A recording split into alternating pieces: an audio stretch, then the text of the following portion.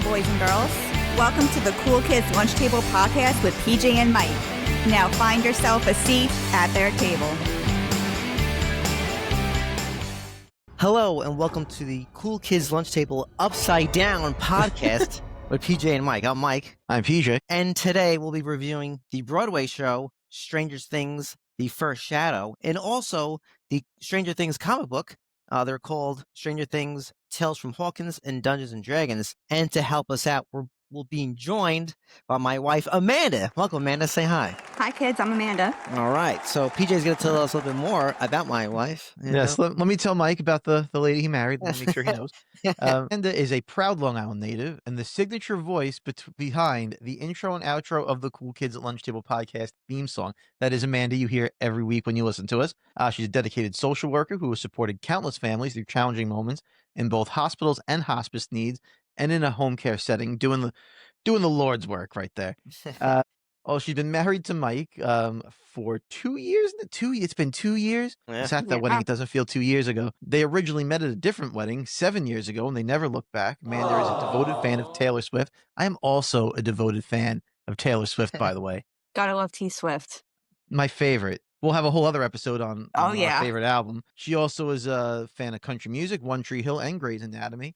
And in her free time, she enjoys spending time with friends and family. Amanda has also stepped into the creative spotlight, appearing in Mike's band Tomorrow's Fire music video for Shiver in Summertime. And because Amanda and Mike are absolute characters, they filmed a parody of The Shining the night before their wedding. And that might be on our YouTube page. And if it is, you should check it out. I think you put it up there. Yeah. Yeah. Yeah, that was So fun. thanks for coming on the show, Amanda. Oh, well, thanks for having me. It's great to be here after all this time, you know. Yeah. It's been a while. Technically, you've been on every single episode because you are That's the voice true. of the intro and outro. But But nice to actually be in person with you guys. Well, Yes. via Zoom. So Cool. But yeah, thanks, Amanda, for coming on the show, and thanks for helping us out. So, folks, Amanda and I saw Stranger Things: The First Shadow earlier in November. So right now it's November 30th. So the new season 5, just started. So we're not going to really talk about the TV show right now. I mean, in terms of like the new season, but the show itself, the Stranger Things: First Shadow, the Broadway show, is a prequel to the series. Okay, it's a prequel. It's a prequel of season 1. Yeah. Correct. But, yep, to season 1 and everything now, because the plot, I'll give everyone here a quick plot synopsis. No major spoilers. I mean, people already know. If you watch the TV show, you already know kind of what happens. But in terms of little big things, I mean, I'm not going to really share. But basically, it's the backstory of Henry Krill. That's the guy who becomes Vecna. So you kind of see him as a teenager. And along that, you also see the takes place like in the 50s. In a way, it kind of connects to the new season. Like, nice. If you've seen it already, PJ, they have like a radio show. Yeah. This Broadway show kind of shows you the origins of that radio show. And how Victor Frankenstein, how Henry Krill is connected to that radio station as they were kids. So yeah, basically it's a prequel of how Henry became Vecna. You know, you also Are any of the characters from the show in it? Yes. Oh, So, yes. So, Yeah. Amanda, what characters do we have in there as their kid versions? We should say. Yeah, it's like all versions. basically the parents. You have Joyce, you Okay. have Hopper, you have Karen Wheeler and her husband. Oh God, I don't even know his name. He's not that important in the show, but the husband of Mr. Wheeler. Right. You have Henderson's mom, you have the Sinclair parents. You basically have all the kids' moms and Hopper, and then even one of the Munsons. I don't know if it's Eddie's dad or his uncle, but he's in it as well. Very short period. But then obviously you have Henry and his family. But yeah, it's kind of cool just to see them all, like the parents as the high school students in a way. Exactly. Interesting. So we don't have 11 showing up or anything like that. No or way. Dustin showing up. Okay. No way. Yep. So these are like the parents, but the kid versions of them, teenage Got versions it. of them. So basically, just to kind of give people a little bit of just an idea what happened. So it's a lot about, like I said, Henry. The whole thing. He is the main character. So what happens is it starts off with his dad. Basically, at a military base. Really cool setup, and we'll talk about more about the special effects of the stage and everything. But basically, his dad was a military man. His mom was, I think, was like a nurse or something like that. Okay. But anyway, the dad sees some crazy things. So maybe he sees some stranger things while he's at this military base, and then then enters Henry, about teenager, and they move from, I think, Las Vegas, right, Nevada, right, somewhere like Roswell, They kind of moved Yeah, to they like just moved to yeah, kind of like an Area Hawkins. 51 thing, and they moved to Hawkins, and Henry makes new friends. And Amanda, you could talk a little bit more about this. Henry is kind of in this play, he's not like the devil. He's a little bit more humanized. Right, man? What was your experience with that? Yeah, no, I mean, they kind of just show him like in the beginning, like when they first move in to the house. And if you watch, the Stranger Things, you kind of see that house, in the seasons. But, they just moved here after an incident he had in another town. So they moved here for a fresh start, hopefully to clear his head and just, him as a teenager he's kind of like a little, He's a I bit. don't want to say dorky, but like, he has like his little music box that he always carries around. Yep, that has the radio station. It's basically like Yeah, his the own little like handheld radio. Okay. Yeah. And, just kind of him trying to fit in, he feels very like to himself, like a loner kind of. So, and I kind of think he enjoys that a little bit, but then trying to make some friends in the new school, and he gets involved in this play. Yeah. So which is exactly so what happens with Henry, it's actually a love story. He actually kind of falls in love with the crush with a girl, and his parents don't want him to date her. Yeah, they're afraid 'Cause he's gonna hurt her. Yeah, because they know he has some Mm. kind of issues. They know he has some either mental health issues or he has some kind of telekinesis kind of power. So they're kind of be like, yo, just lay low. You had to leave the last school because of your powers, and they're trying to really keep him, subdued. And he really just Yeah. wants to be a regular kid, but other kids pick up on he's a little weird, blah blah blah.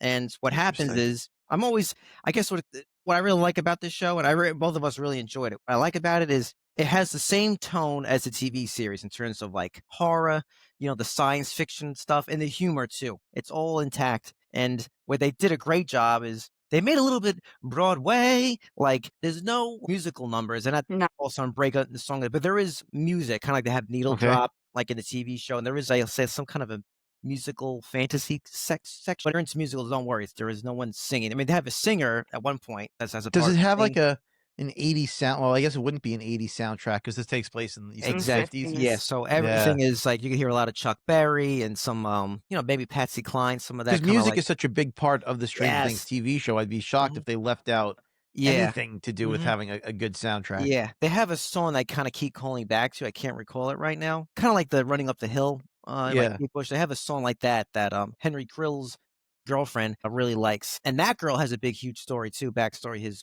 girlfriend, she's looking for her parents. So it's kind of this thing. He's a Okay. lone guy, a loner. She's looking for her parents, kind of thing. So Yeah, and if, this part kind of ties into season 2, but if you remember in season 2 of Stranger Things, Joyce's like boyfriend Bob, Yeah. it's actually his sister. So like, Oh. I don't know if that's gonna somehow play into the new season and all, but she's, yeah. in it as well. You Mhm. have Bob and his sister, who's I think their dad is the principal of the school, if I'm not mistaken. Yeah, yeah. Mhm. Yeah. And he's like very religious and all this kind of stuff. Like Yeah. the And girlfriend. Bob is the one that started the radio station. Yes, and also with when Amanda said about the play, I'm always a fan of like movies or TV shows where there's like a movie within a movie or a play within a play. So in the Yeah. play, the high school students are putting on a play, and the play itself is it's kind of supposed to be like a metaphor of the relationship, kind of like I forgot what it is. What play they perform, but it's like one of those classics, It's kind of Yeah, like they a were Romeo and Juliet-esque kind of thing, and it's about Okay. basically it's a metaphor about Henry Krill, how he's like kind of an outsider, he's trying to find true love, blah blah blah. That's what the play is about. Do they go into the upside down at all in the play? Yes, you get blinks of it. You get blinks of Okay. it, you know. Yeah. Mhm. And like I said, it's a lot of I guess it's a lot of the first shadow is a lot of foreshadowing, so you kind of see certain things. But like for instance, like I don't want to do too many spoilers, but like you do see Demogorgons, you do see some of Okay. the mind flares. I mean, the stage Okay. production is I don't even know. Technology today is incredible, man. Like you and I seen Back to the Future, we've seen the Harry Potter. They can do anything now. They need what they need to They do really now is can. they need to concentrate on better stories. I'm not talking about Stranger Things. I'm just in general. You can put on any kind of production now at this point. You can do anything. I mean, Yeah. it's incredible. They had amazing costumes, horrifying nightmare scene where like she's basically this girl like melting and like her skin's falling off. I don't know how they did it. I mean, they did this within seconds. Like, I don't know. I Yeah. don't know how they That did this was costume. insane. Yeah, that was incredible. Like her flesh is falling off, and it's not like sometimes you do like a body double, but I know this was definitely the same chick. I don't know how they did that. but it was Interesting. incredible. Yeah. All Yeah. right. Some parts were almost like a little scary. I was like, oh my gosh, like what is happening right now Yeah, on it's the very stage? it's very horror. Do we see Henry in his angry Groot version of Vecna suit? No, only towards the end where they start to tie into the TV show Hardcore. Like Okay. they start to recreate some scenes of the Rainbow the Right. Rainbow The Center, the Rainbow Rainbow Room. Room and stuff. Yeah, you'll And see a shadow of him on the wall, like Okay. so it's projected as his Vecna body. Right, Yeah. But right. as the show goes, he gets more and more angry and obsessed. I mean, obsessed with like just like revenge and just like frustration with his parents. And the show really deals with, like I said, the way Henry, they really humanize him. So he's not some kid who was born evil, He's Right. just kind of a Yeah. guy. He has generational trauma. His dad was like PTSD, clearly in the show, exactly, alcoholic. alcoholic. You almost feel bad for him in a way, Henry, kind of Yeah, just seeing like how he grew up. I mean, obviously, there's a little bit more backstory to like how he got his powers in a way that I don't know if we're gonna really touch yeah, base on. But, it's kind of sad, like just how he grew up and like, the trauma that he got from his dad, and the lack of support and like love. He was basically, his room was in the attic. I mean, yeah, obviously you kind of know that from the TV show as well, but being friends with the Black Widows and stuff, it just, yeah, it's very upsetting in a way. Like, I mean, granted, like I said, the kind of social worker in me, you see him as like a real person, and like you don't really blame him for Right. how things turned out in a way, yeah. but Well, that's sort of the new thing now, right? That's what we do in all movies is we can't have humanize the a villain. straight up evil villain. Everyone has to have a humanizing point in their storyline to make them more Yeah. approachable as a character. And we don't do villains that are just villains anymore. Yeah, I mean, he definitely takes the page from, I think the writers, I think the Duffer Brothers helped write this play. I Yeah, think they they took a did. page from Joker. And I think Right. I think for this kind of TV show, I think it works for Henry. You know what I mean? For the character. I Absolutely. think other movies, when they kind of do that, I don't think it works. Like, you can't make Thanos a sympathetic guy. Right. Right? Some people, Exactly. you can't do that with everybody. You know what I mean? Like, with this show, with this play, it works. It feels like it makes sense with the TV show, and having the brothers involved with it makes a huge difference. Yeah, it's really good. And like I said, the play within the play is funny. It'll be about 3 hours long. It's really good. It's great. It's fantastic. Now, you said this takes place around the 50s? Yep.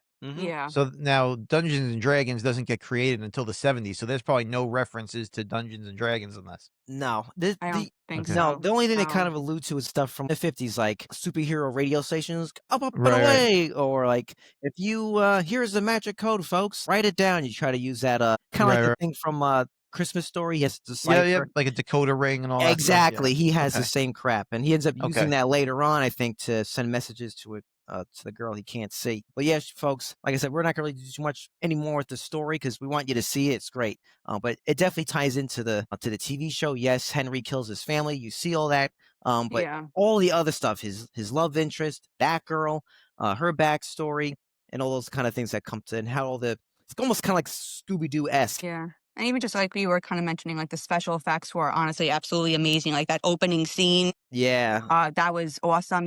At points you have the characters like running in the aisles and stuff. Like at one point, you had Henry like right next to me at one point during the play, and that was pretty cool. And then some guys in like those suits, like Those space suits, like kind of like the from space looking E.T. suit. So the parents then, do Mhm. they see any of the Stranger Things happening? Or are they kind of outside of it? Because they all in the TV show, everyone seems to be shocked whenever they see something strange happening.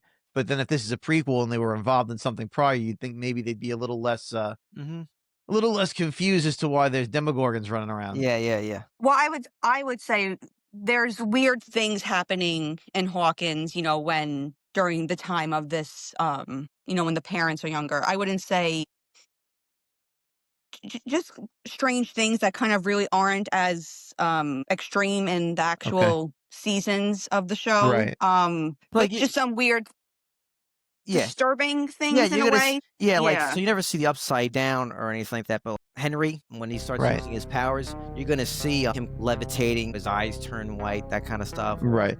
But like you Winona Ryder doesn't meet No, she doesn't her meet no, character. no, She No. doesn't meet no, a no, Demogorgon in this, no, and then no. she's really confused as to why Yeah. things are happening 20 years later. Yeah. Right. This Okay. kind of like this play kind of has the vibe, like I said, vibe the TV show. It has a vibe almost like of Carrie. He's gonna get revenge on the Right. kids. I don't know how they even did it, but like he starts to torture animals. They start to investigate. There's Yeah. pets. People's pets are dying. right? And he's starting to kill them. You can't like Right. the show that he breaks them in half with their elbows Yeah. going this way, that way. Like Henderson's cat. Yeah, they're able to somehow. I don't know how they'd be able to do it on stage, but it's incredible how. Obviously, it's some kind of puppetry. I don't know how they do it, but it's incredible. And anyway, that's the stuff you see. So it's all that kind of Okay. telekinesis stuff, and he Right. can levitate things, and he can make people's heads. It's basically people getting shot at one point, people's heads are getting blown off, or animals. You see that there's like blood splat. Like I don't know how it's cool, man. Yeah. The creature Special effects are effects great. are on point. Yeah, they're really good. Yeah, they just do this. I don't know how they. I guess it's a rotating like table. The stage itself, and they're able to Right. switch scenes within an instant. And at one point, there's a I don't want to spoil anything, but like I don't know how they even get these objects in there. I can't tell if they're actually physical objects or they're some kind of hardcore and insane projection, but it looked real. I don't know how they brought this Yeah. item in, but they brought it in there. I don't know how they did that, but there's another part too where like he's like using his powers, and like one of the characters is falling backwards, and they're able to kind of Like slow motion. Yeah, slow motion. You see her going like, whoa. Right. Kind of reminds me too of like, if you remember Smooth Criminal, with Yeah, Michael yeah. Jackson, but instead of leaning forward, the person's leaning backwards. but it's almost like kind of Matrixy, but the person's like they're floating in air in slow motion, Yeah, Huh. that So was it's crazy. almost like a magic show, a lot of Yeah, stuff. I was gonna say it sounds like a lot of so smoke and mirrors, like they use in a magic show to Yeah, make some so of these effects some of work these, out. it's not right. You can't really do many. Some of the things are projections, so that's the computer stuff, but a lot of it is like practical effects, and I mean Huh. they've mastered it. But Yeah. yeah, It's almost like going to see a movie when you go to see a play now. It's just so advanced. Yes. It's not just people on a stage. Exactly. Mm-hmm. Yeah. I mean, all the characters were great, though. I mean, Yeah, the acting mean- is fantastic. Everyone is like their counterpart. Mhm. yeah. Like, I think Hopper was straight. Like, he had like the same like mannerisms as the actual character on the TV show. I thought he was amazing. I mean, they all were amazing. Joyce was a little bit, I feel like, different from her. Yeah, Winona TV Ryder's character? character. Yeah, she's Yeah. a little bit more, a little over the top in the play, a little bit more. But maybe that's how she was She back was, in the, as a before teenager. before she got broken as a human You being. know. Before she got depressed and everything. But yeah, she was much more chipper. She's kind of the stage director of the play, in the high school play. Yeah. But yeah, all the acting is great. Everyone somehow looks like their counterparts. So the guy who played Hopper, I agree, he looked like him, kind of has the same nose and like height, Yeah. and everyone looks like their childhood version of the Right. parents. And Yeah, Amanda, who's Victor the was guy good. who played Victor Creel. that's The TR Knight. He was in Grey's Anatomy first few seasons, played George O'Malley. So I was very excited that he was playing that day. Yeah, that was great to just see him in person, just because, I love Grey's Anatomy and I'm rewatching the seasons now. So it was nice to see him actually in person. Yeah, acting is top notch. All that stuff is great. I want to talk about now a little bit with the venue itself. Which theater was it in? So it's called the Marquise Theater, and that's Okay. located in the Marriott Marquise Hotel. So it's within the hotel. Yeah, that's the one you have to actually go into the hotel to get Exactly. into the Yeah, which theater, I right? didn't Yeah. realize. Yeah. So for folks at home who are planning to visit New York City, you want to go to the show. So you're actually enter street level. And then we actually walked in.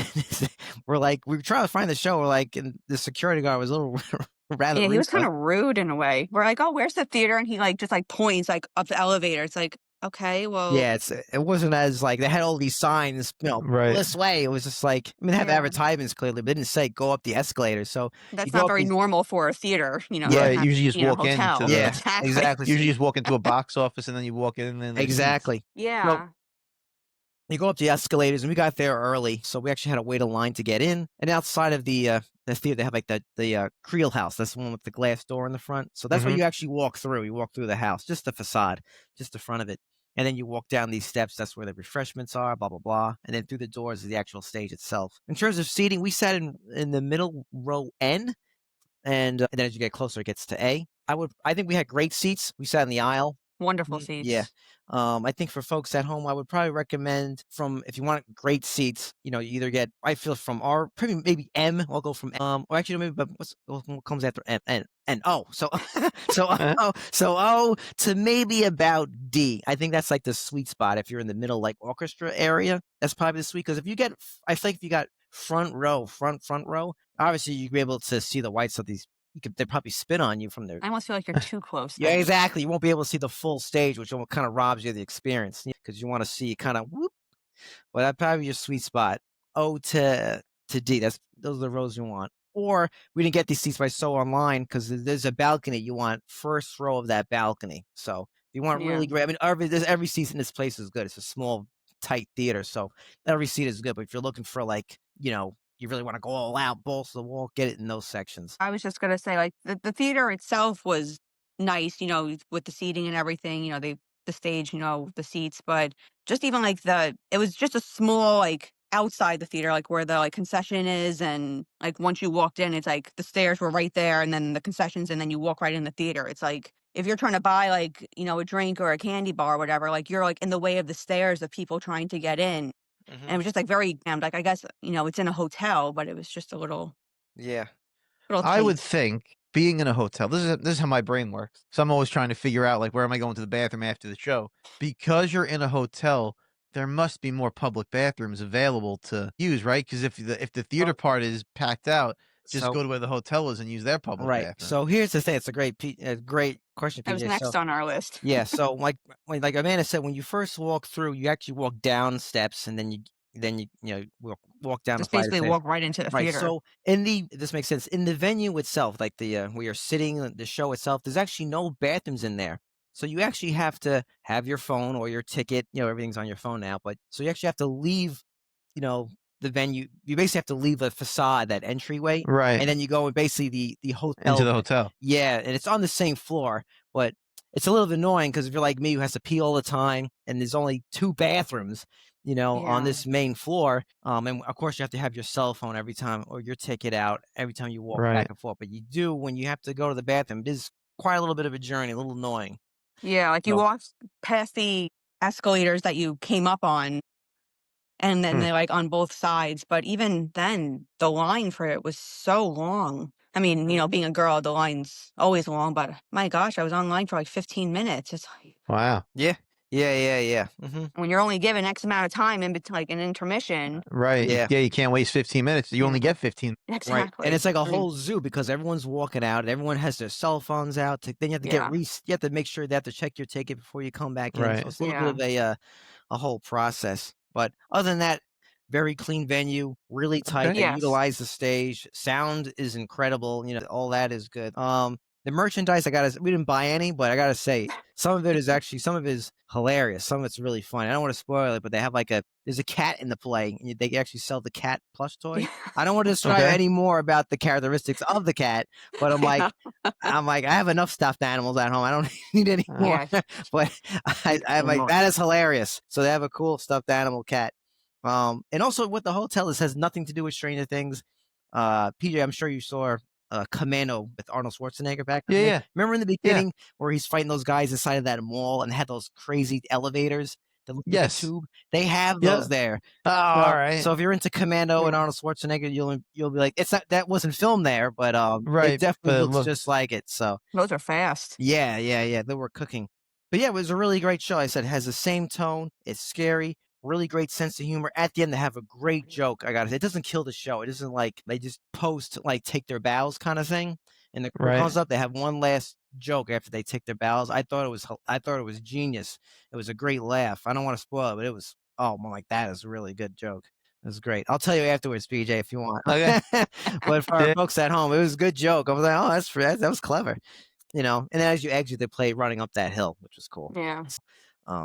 But yeah, really Okay. great show. Intense.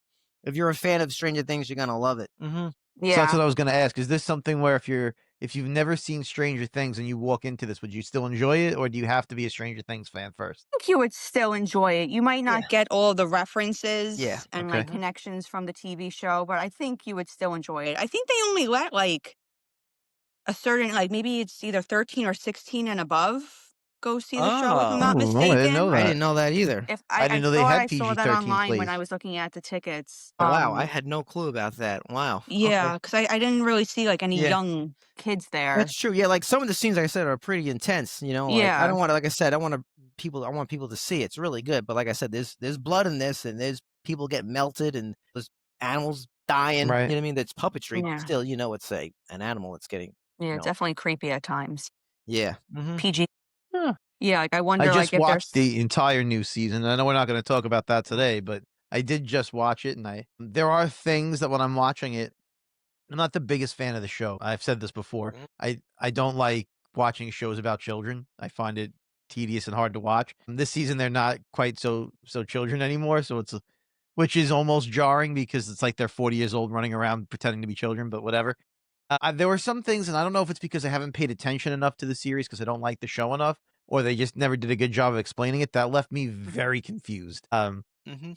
And I'm just like, what's happening right now? I think even if you didn't see the first Shadow, I think you can appreciate still the new Okay. season. But I think So there's nothing from the show that you saw in the city that you need to know about to watch the new season. oh It's no just no no okay. No. no I It's just don't kind of Okay. cool to see like how certain yeah things Okay. are I tying in. Yeah. Okay. yeah I You think know. I feel like the Duffer Brothers uh kind of respected that. I could just tell. I know they co-wrote it with Right. other people, but I feel like they said this is for like, big fans. You get to see it. Right. So Okay. and they do some and already in the TV show they did some callbacks, with them. I remember think what- when they go back in time at one point and they see the high Yeah. school, that's what it is. So Yeah. The Oklahoma and mhm. stuff. Yep, Yeah. exactly. Yep. I definitely recommend it. Oh, absolutely. Amanda, what would you give this out of 10? I'm really curious, Amanda. What would you give this a score out of 10? Honestly, I mean, I think I'm a little bit more sweet because I love Stranger Things. I would Mhm. honestly probably give it like a 9.5 out of 10. Yeah. I would. I mean, the acting was phenomenal. It's high praise. Yeah, the special effects. I remember even I think I don't know if you remember this, Mike, but when we were leaving the play, um, I told you, like, I was almost getting, like, a little emotional at parts, like, just Mhm. because like, I don't know why, I think it was maybe, like, the Kate Bush song, that they always play at the end or whatever, but, like, I don't know, it was just nice to kinda see it all tied together and how it relates to the TV show, which I ended up rewatching all the seasons before we saw the show earlier this month just because I wanted to remember what happened and even just for the new season. So it was I don't know, it was really special for me. I Yeah. loved it. I would definitely go see it again. Yeah. Yeah, and I would give it a 9 out of 10, and that's me being completely objective. It was excellent. Like I said, acting Hmm. is phenomenal, the special effects are phenomenal, and the story, that's the most important thing. The story, it didn't feel like, everything was like, "Yep, makes sense." It felt very Right. connected to the show, and I think to make a good comparison, it would be the Harry Potter play. And PJ and I did a review of the Harry Potter, Broadway show, Cursed Child. Yeah. Same thing, that show has the same the Broadway show, the Harry Potter, excellent acting, no question. Costume, special effects, all that stuff is amazing, no question. The story in that play I didn't really love. Is a bit clunky. I'm like, I think there's too many things going on in that play. So you would say this is better than the Cursed Yes, Child? absolutely. Yes. Yeah. Yeah. And Just I for saw this The Cursed Child with you and it was a great play, don't get me wrong, but I would definitely if I had to choose one over the other, I would choose this one yeah. for Shadow. And I gotta say, I mean, there was a lot of enthusiasm for the Harry Potter show, but the audience was. I think that's what made the show even more. Like that gives Yeah. performers and actors kind of like a band, right? When the audience really into it, you kind of turn up a notch. And Yep. I gotta say, the audience was. I felt it was. We were ready for a rock concert. As soon as they hit the lights, the house lights, everyone was like, "Yeah!" Yeah. And Well, you Like probably went losing at their the perfect time minds. because everybody's getting ready for the new season Yeah, at that point. Exactly. exactly. It was Everyone's really looking for new Stranger Things content because it's so close so. to the show, and now you're at the play and a couple of weeks out from the new season, so people are probably really into the idea of Stranger Things at that Oh, point. absolutely. Yeah, we had Yeah, gone on November 2nd. So, yeah. no, it Excellent was show. Well yeah. paced, well acted, cool storyline. You'll enjoy it. Yep. Yeah. So. Definitely get a new respect for Henry and his Yeah, backstory. yeah, you'll enjoy it. So, PJ, tell us about Yeah. Stranger Things, the comic books now. So you have this. Was there two entries? There are 2 different series. There's one called Stranger Things: Tales from Hawkins, and this is holding it up if you could see it. Oh, Okay. okay. That's And then there's also one called that was number 2 that I was holding up, and then there's one called Stranger Things: Dungeons& and Dragons, and then I'll hold that up. Mm, You right. can see that. So, So the 2 different series, they don't really connect. So starting with Tales from Hawkins, this is actually the second time they've done this book. So they did it a couple of years back, Tales from Hawkins. This is Tales from Hawkins 2. It is an anthology series, so every issue is its own separate story. They don't connect. And they're just little stories or little tales of things that happen in the world of Stranger Things that sort of connect to the show, right? Like you right. much like the play would be like, "Oh, I remember when this thing happened," but this book is taking place around those things. So one of the issues focuses on, remember the teacher with the mustache? Yeah, yeah, I yeah. can't think of his name. Yeah, like the first issue of this book focuses on him, right? And like what is he doing during one of the events that happened during the show? And he's like sort of an aloof kind of weird guy. So he doesn't see all the stuff that's happening around him as it's happening. He's just living through it, not realizing he thinks there's like a giant dog that he thinks he gets attacked like a dog or a raccoon, but it's a demogorgon because he doesn't actually see it. And so because I don't know if he ever saw one in the show at that point. So it's things like that, right? Where it's like it takes place, but no one really knows what the stranger thing is in that, and that's happening right now. So that's one issue. I'll show up some of the art just so you can see it. There you go. You can probably see the teacher in there. A little bit. There he is. Mhm. Yeah, there he is. See him? But he's got the 3D glasses on because they go to see a 3D movie.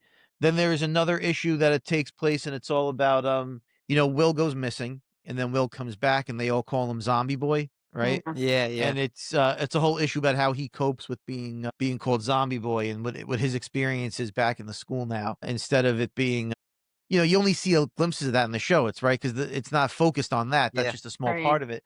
This is able to dive into it a little bit deeper and give you more backstory to how he's feeling. And I don't remember if this happened in the show, but in this there's a school newspaper and he winds up doing a cartoon for the school newspaper called Zombie Boy. No, that's Because not in the show they always show that he's a bit of an artist and he draws and all this other stuff. right. Yeah, that. So he yeah. winds up doing a cartoon in the school newspaper, and that sort of helps people to stop calling him Zombie Boy because they like his art and the whole thing. So it's little, like I said, stories like that they take an event that happens in the show and build a satellite story around it that sort of circles what's happening without changing anything. It's not a bad book by any stretch. I don't know if it's the best book ever, but I think if you're a fan of the show, you might enjoy this book a little bit more than if you're just some rando who's just reading a comic book and picks it up off the shelf. You may not appreciate it because you don't. I feel like in this one, you need to understand some of the things that have happened in Hawkins for these outside stories to have any meaning to you. That makes sense. So that is Stranger Things, Tales from Hawkins. I believe every issue of this book is written by someone named Derek Fridolfs. The art is different in every issue because it's different stories being told. So yeah, it's a different artist, but I believe Derek Fridolfs writes it each time. Interesting. It's funny. And I then never even knew they had comic books on Stranger Oh, there's a Things. comic book for everything. There's a comic book for almost everything. They just Now, I'm assuming these comic books came out like after the show was already created, or yes, Okay. yeah. They basically wanted more tie-ins and stuff to it in between seasons and everything else. So they started doing these comic books because the show comes out once every 10 years apparently. So they needed to do things to keep the brand alive so people had content. And the comic books is one of the things they did. The show was actually another one of the things they did just to keep the franchise in people's minds because there's such big breaks in between seasons. Which brings me to the next book they did called Stranger Things, Dungeons and Dragons. I'll hold it up again. This is the subtitle for this book is The Rise of Hellfire. Ah, okay. So And it is about basically the origin of the Hellfire Club with Eddie Munson. okay. This book written by Jody Hauser. And the art is by Diego Galindo. He does all the art in this one. I actually like this book a little bit better than Tales from Hawkins. It's basically set in like two time periods. It's the origin of Eddie Munson and when he starts the Hellfire Club and starts doing D&D and all that stuff. And then it's also set present day where he's recruiting the kids from the show into the Hellfire Club to join the game. And you remember in the show they were a little hesitant about whether or not they were going to do it, right? It delves into that a little bit more. Like, should they do it? Should they join the Hellfire Club? Should they not? And then the flashbacks are how Eddie starts the whole thing. The thing I like about this book is as they're doing a campaign for Dungeons and Dragons, the book actually becomes the campaign. So now you're reading a story about, I don't know, elves and Yeah. Oh, okay. You know what I mean? I like that. Okay. So like it flashes kind of as they're talking about it, you're seeing it. It's not just because in the show they don't really do that. They just have their campaign, they're all in that dress their part and they do the thing. Right. But you can't really do that in a comic book because if you do that in a comic book, it's just very boring pages of people sitting around a table. So Right, yeah, they show the story visually, which I thought that was a cool way to do it. I really thought it was good. And it jumps back and forth. The whole book isn't based on that because it's more about the story of Eddie and everyone else. But when they do a campaign, they make it very visually interesting. And I appreciated that. I think I'll hold up a page. You kind of see you see what I mean? Like there's the ogre with the sword and stuff there. Yep. Because they're talking about that scene in their campaign, and then they're showing what they're talking about. I really enjoyed that quite a bit. Yeah, really This good. gives a little more life Yeah. to Eddie, and Yeah. kind of lets you know how he has the attitude he has, why he has that attitude. And he's like such a fan favorite character, so it's good to see more of him. Because I don't know if we're gonna get to see more of him or not. So I Yeah. know. I none wish of we us got to know. see Yeah, more of him. Yeah. I do too. I don't know if he'll show up again at all in this season or not. I think everyone said he's not going to. I think that was what they announced, but I don't know. But this gives you more Eddie, and he was a favorite character of mine. What's really cool about this is they're wearing like all the heavy metal. I was gonna band say, I was t-shirts and just gonna stuff, and- ask you, are they wearing like Metallica, like He wears on one of the AC/DC, scenes. Yeah. I think he's wearing a Iron Maiden? Dio t-shirt. Nice. I had a feeling. AC Oh, that's cool. AC/DC definitely shows up. I think Dio showed up in one of the t-shirts that he was wearing. Yeah, they wear all the heavy metal band t-shirts. It's just like in the show. It's really cool. I like that too. I like to pick out the little Easter eggs like when they draw stuff in. Yeah. And it gets you looking at each panel because now you want to see, oh shit, is there anything else hidden in there? So yeah, they actually have the Dungeons and Dragon handbook drawn into it, like the official handbook. Like he's walking around with it because this is officially licensed by Dungeons and Dragon. Their name is right on the book, so they can show like all the real stuff. This book is done well. I think for this book, it definitely helps if you're a Stranger Things fan. It makes the book make a little more sense for you. But if you're not and you've never seen it, you could still read this one and kind of understand what's going on. Whereas with Tales from Hawkins, you really need to be a Stranger Things person Gotcha. Interesting. to I think even care at all about that book. This one is for me, Dungeons and Dragons: The Rise of Hellfire is more approachable to a non-fan. Cool. Okay. PJ, I'm kind of curious. Did you enjoy reading these? Because they are about kids, right? They're about kid focused. Compared, is it because of a different medium or? Well, in this one, it's actually a little bit less right about the kids. On the Tales from Hawkins, one's about the teacher. Yes. One of them is about one of the Russian people. So it's Okay. not so focused on just the kids, because there's other Right. stories Yeah. being told. The Stranger Things Dungeons and Dragons is about the kids.